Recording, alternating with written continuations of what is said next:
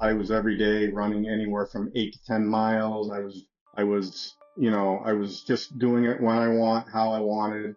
And then all of a sudden I had this overwhelming fatigue, and I didn't know how to manage it. For me, it was an absolute horrific mess.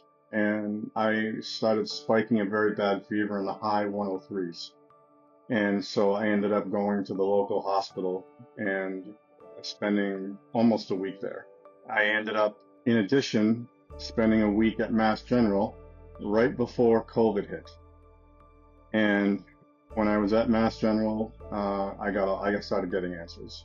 My wife brought me in Runner's World magazine, and I remember opening up the magazine and reading about Brandon Hudgens. And I had read that Brandon Hudgens, runner breaks a 4-minute mile, and which for somebody without a disease is amazing. Somebody to do that with the disease is just almost a miracle. A sub 4-minute mile. So I ended up reaching out to Brandon, saying, "Hey, wouldn't you know, I've got the same disease as you, and I don't know how to train again with this disease." He was a guy who's been through it, and he's also a guy that knows how to coach. And so I reached out to him, and I have been training as a runner under him ever since. He put the puzzle back together for me.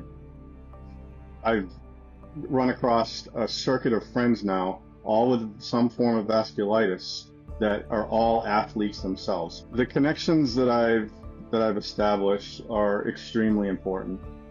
I have a lot of friends that I talk to about this now. Initially, that was not the case. I was ashamed that I had it. I didn't know how to rationalize it, and so I kept it all to myself. I bottled it up, and that was not the right approach. By sharing with others and being open with others, I think it allows other athletes, including myself, to realize that you can still be your former self.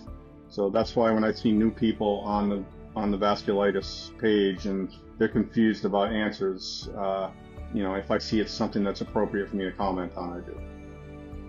Maintain, friendships, and ask people questions that have the disease or familiar with the disease, and check out the resources on the Vasculitis Foundation. It's a massive, huge resource, and chances are that any question you have, whether on their literature section, video sections, or from your friends that might have vasculitis themselves, somebody's going to have an answer for you.